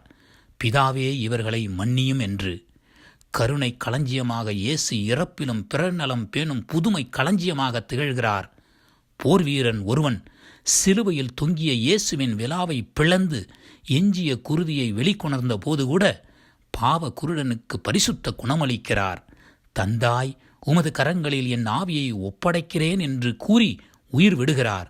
இதோ மீட்பு திட்டத்தின் இறுதி கட்டத்தில் இறைவன் இயேசு தந்தையிடம் இனிமையாக அறிவிப்பது, எல்லாம் நிறைவேறிற்று. ஆம், அப்போது அங்கே மனிதர்கள் கூட அல்ல, மாறாக இயற்கை இரங்கல் தெரிவிக்கிறது. ஒரு கணம் பூமி தாய் அதிர்ந்தாள், சூரியன் இருளானான். மனிதனின் மீட்பு துவங்குவதை இயற்கை இயேசுவோடு எடுத்து எம்புகிறது. மீட்படைந்த நாம் மீட்பின் கருவிகளாக திகழ்கிறோமா? சிந்திப்போம். சிந்திக்க. கோதுமை மணி மண்ணில் விழுந்து மடிந்தால் ஒழிய அது அப்படியே இருக்கும், மடிந்தால்தான் மிகுந்த பலன் அளிக்கும் என்ற இறைவாக்கிற்கு எடுத்துக்காட்டாக வாழ்வதுதான் மீட்பின் கருவியாக திகழ்வது என்று பொருள். மீட்பின் கருவியாக மாற நாம் மடிய வேண்டும். நமது சுயநலத்தையும் பொறுப்பில்லா தன்மையையும் பழிவாங்கும் எண்ணத்தையும் மடிய செய்ய வேண்டும். சிந்திப்போம். எத்தனை முறை நமது உற்றார் உறவினர்கள் நண்பர்களை மடிய செய்திருக்கிறோம். இன்று நவீன அறிவியல் வளர்ச்சியில் மனித உறவுகள் பணத்தாலும் ஆதிக்கத்தாலும் சந்தர்ப்ப சூழ்நிலைகளுக்கு ஏற்ப உருமாறுகின்றன. இதில் நாம் எப்படி இருக்கிறோம் என்று அலசி பார்ப்போம். பொய்யான புன்முறுவல், சொல்வது ஒன்று செய்வது மற்றொன்று, காரியம் ஆகும் வரை கால் பிடித்தல், இவைகளெல்லாம் உறுதியற்ற உறவு முறையை தெளிவாக வெளிப்படுத்துகின்றது. நண்பனுக்காக உயிரை கொடுப்பதை விட மேலான அன்பு வேறொன்றுமில்லை என்ற இறைமகன் இயேசு நட்பின் இலக்கணமாய் திகழ்ந்துள்ளார். நாம் எவ்வாறு செயல்படுகிறோம்? அவரது வழியில் செல்லும் நாம் மீட்பின் கருவியாக, உறவுகளின் பாலமாக, நட்பின் இலக்கணமாக வாழ்கின்றோமா? சிந்திப்போம். இயேசு, அன்பு மகனே மகளே, நாம் அவரோடு இறந்தால் அவரோடு வாழ்வோம், அவரோடு ஆட்சி செய்வோம் என்று புனித பவுல் தீமோத்தேயுவுக்கு மொழிந்த கூற்றில் உள்ள தெளிவை அறிந்தாயா? என்னோடு வாழ்ந்து ஆட்சி செய்ய நீ என்னில் இறந்து நிலைத்திருக்க வேண்டும். என்னை பார், மலராக இருந்த என்னை சருகாக மாற்றி சஞ்சலப்படுத்திவிட்டனர். கல்வாரி நோக்கி நான் தொடர்ந்த பயணம் பாதியிலேயே முடிவுறா வண்ணம் கணக்கிலடங்கா துயரங்கள் மத்தியிலும் துணிந்து செல்கிறேன். என்னுடைய அமைதி பயணம் இறை சித்தம் நிறைவேற வேண்டும் என்பதற்காகத்தான். புயலுக்கு பிறகுதானே அமைதி? தோல்வி இருந்தால்தானே வெற்றி பெற முடியும்? துன்பத் துயரங்கள் வரும்போது இப்பாரிலே ஏன் பிறந்தோம் என்று மார்பிலே அடித்துக்கொண்டு நொந்து புலம்புவதை விட எதிர்நீச்சல் போட கற்றுக்கொள். இதற்கு ஒரே வழி நான் சொல்லும் வழிதான். ஒருவருக்கு ஒருவர் மன்னித்து வாழும் மனப்பாங்கினை வளர்த்து கொள்ளுங்கள்.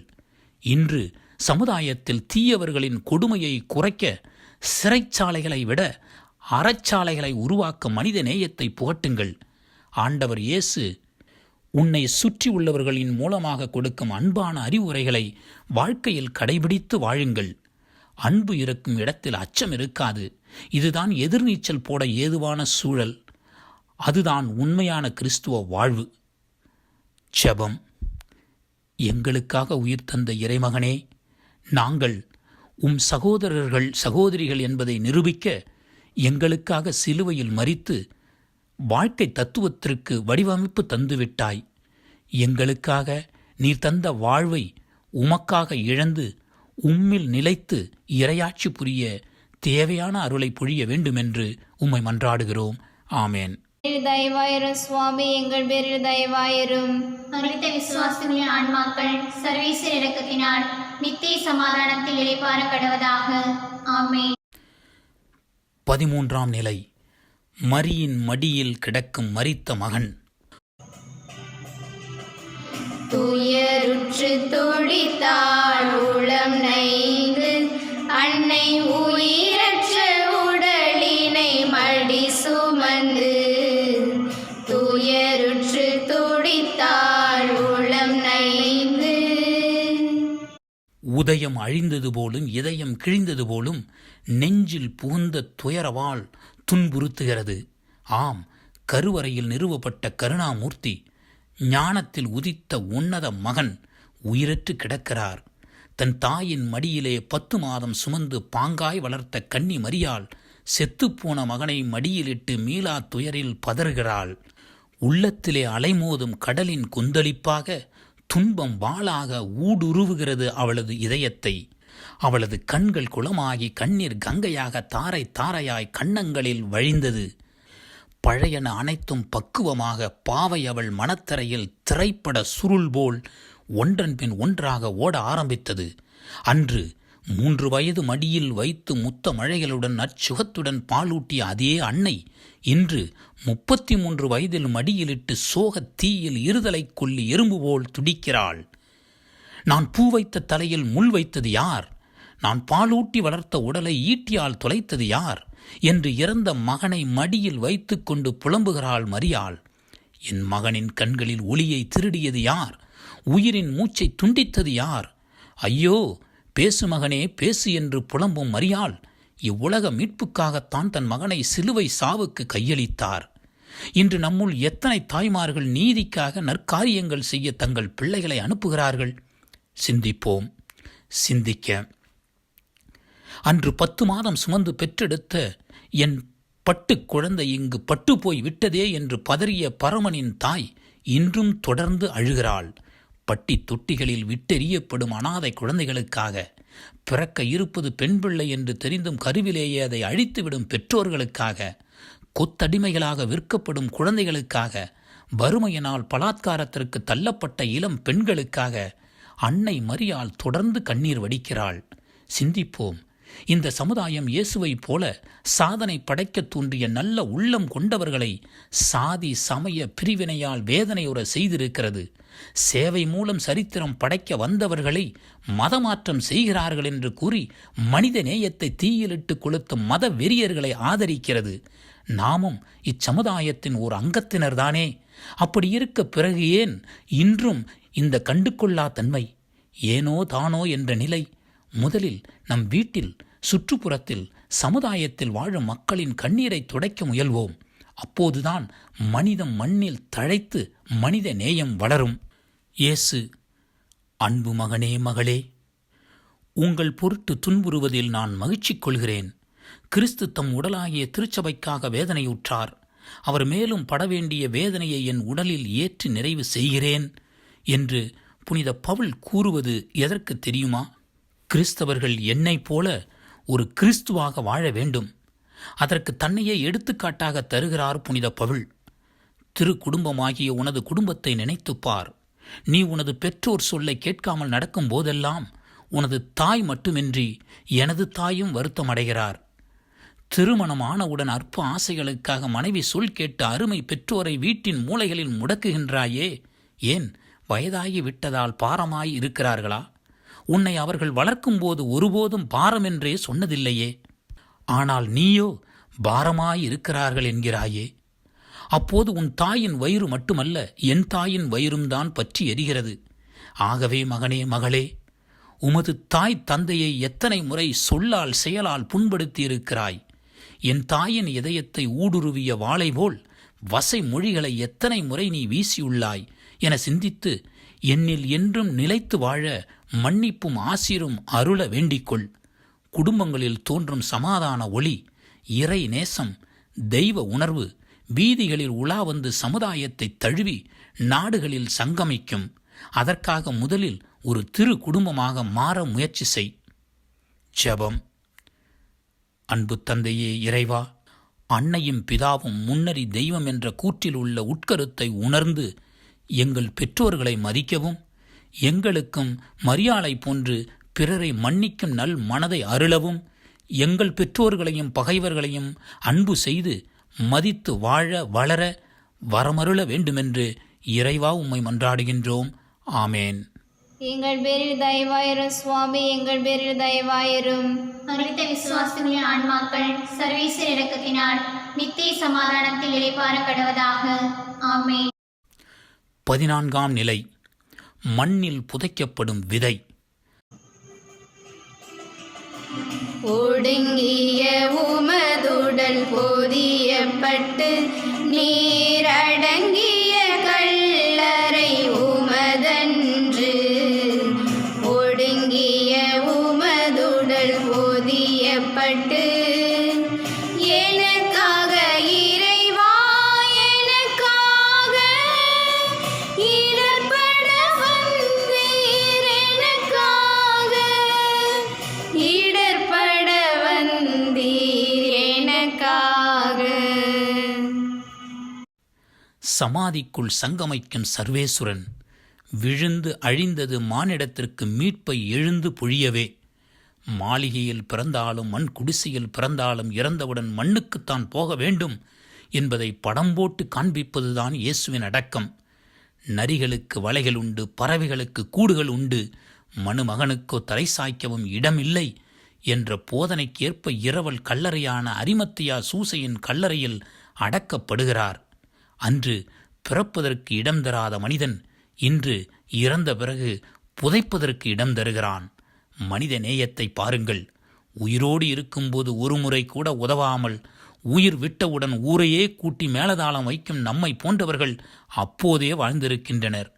சந்தனத்தை அரைத்து பூசுவதில்தான் அதன் அழகு வெளிப்படுகிறது. தன்னை உருக்கி வெளிச்சத்தை வெளிப்படுத்துவதில்தான் மெழுகுவத்திற்கு பெருமை. அதுபோலவே அடக்கம் செய்யப்படுவதில்தான் இயேசுவுக்கு பெருமை. அவர் புதைக்கப்பட்டாரா? இல்லை, இல்லை. உண்மையிலேயே அவரது அடக்கம் ஒரு புதிய துவக்கம். விதைப்பது மடிந்தால் ஒழிய புத்துயிர் பெறாது என்ற நற்செய்தி கூற்றிற்கு இணங்க இயேசுவின் இறப்பு மானிடத்தின் விண்ணக பிறப்புக்கு வாயிலாக அமைகிறது. புதையுண்ட இயேசுவில் சிதையுண்ட மனிதர்களாகிய நாம் எப்போது விண்ணக பிறப்புக்கு விலாசம் கொடுத்து புது வாழ்வை வரவேற்பது? சிந்திப்போம். சிந்திக்க நாம் இறைவாழ்வில்தான் புது வாழ்வு பெற முடியும். அதற்கு இயேசுவைப் போல் புதைக்கப்பட வேண்டும். நமது தீச்செயல்களையும் அரக்கத்தனத்தையும் அராஜகத்தையும் வன்முறையையும் வேறுபாடுகளையும் புதைக்க வேண்டும். புதிய இதயம் படைத்தவர்களாக வாழ வேண்டும். அப்போதுதான் புது வாழ்வு கொண்டவர்களாக உயிர்த்த இயேசுவில் புத்துயிர் பெற்று எழ முடியும். ஆகவே நமது உள்ளக்கிடங்கில் உரிமை கொண்டிருக்கும் தீய சக்திகளை புதைக்குழியிலிட்டு புழுதியாக்கிட நாம் தயாராக உள்ளோமா? உண்மையில் ஊமைகளாகும்போது அநியாயங்கள் ஆரவாரம் செய்து நீதிமான்களுக்கு சமாதி செய்யும் போது நேர்மைக்கு துணை போகிறோமா? சிந்திப்போம். நம் தாய் தந்தையர்கள் உயிரோடு இருக்கும்போது மகிழ்ச்சியோடு வைத்திருக்காமல் இறந்த பிறகு சமாதி கட்டி மகிழ்கிறோமே, அது எதற்கு? இயேசு, அன்பு மகனே மகளே, ஒருவர் என்னில் இணைந்திருக்கும் போது அவர் புதிதாக படைக்கப்பட்டவராயிருக்கிறார். பழையன கழிந்து புதியன புகுந்தன அன்றோ என்று புனித பவுல் கொரிந்து நகர மக்களுக்கு விடுத்த மறுமலர்ச்சி அழைப்பு என்னோடு ஒன்றித்திருக்கும் உங்களுக்கும் தான். இந்த அழைப்பை ஏற்று என்னில் விசுவாசம் கொள். இறை சித்தம் நிறைவேறத்தான் கல்லறையில் அடக்கம் செய்யப்பட்டேன். இன்று நீ அநியாயங்களுக்கும் அவதூறுகளுக்கும் ஆறுதல் கொடுக்கும் போதெல்லாம் என் கல்லறையை பெரிதாக்கிக் கொண்டே போகிறாய். உனது மறுவாழ்வை உலகத்தில் நீ உபயோகிக்கும் பொருட்களிலும் செய்யும் செயல்களிலும் தேடுகிறாய். அன்பு மகனே மகளே, இன்று என்னை கல்லறைக்குள் அடக்கிவிட்ட குற்றத்திற்காக அழும் நீ சற்றே சிந்தித்துப்பார். நீ மற்றவரை பொய் தீர்ப்பிடும் போதும் தகாத தண்டனையை பெற்றுத்தரும் போதும் மற்றவரை தடுக்கி விழச் செய்யும் போதும் விழுந்தவர்களுக்கு உதவாத போதும் அவர்களை கல்லறைக்குள் அடக்கிக் கொண்டுதான் இருக்கிறாய். கருவறையே கல்லறை ஆகிறது. பிறந்தது பெண் குழந்தையானால் பெற்ற மடியே கல்லறை ஆகிறது. வரதட்சணை கொடுமையால் வாழ்வே கல்லறை ஆகிறது. இதுபோன்ற வஞ்சக கல்லறைகளை தகர்த்தெறிய உன் நெஞ்ச கல்லறையில் புதைந்திருக்கும் சத்தியத்தையும் தர்மத்தையும் தோண்டி எடுங்கள். ஒரு சிறந்த சமுதாயத்தை உருவாக்கும் சிற்பியாக இருக்க முயற்சி செய்யுங்கள். ஜெபம். புண்ணிய தேவனே இறைவா, எங்கள் பாவ நாட்டங்களால் புண்ணியங்களையெல்லாம் புதைத்துவிட்டு பொய்மை, வஞ்சகம், துரோகம் போன்ற அநீதிகளை வாழ வைத்தோம். எங்களை மன்னித்து இனி நாங்கள் பாவங்களை ஒழித்து புண்ணியங்களை காப்பாற்றுபவர்களாக வாழவும், மனித மாண்புகளை மண்ணில் புதைப்பதை விட மண்ணில் விதைத்து மனித நேயத்தை அறுவடை செய்ய அருள்தாரும். ஆமேன். தயவாயிரும் சுவாமி, எங்கள் பேரில் தயவாயிரும். மரித்த விசுவாசிகளின் ஆன்மாக்கள் சர்வீசர் இரக்கத்தினால் நித்திய சமாதானத்தில் இளைப்பாற கடவதாக.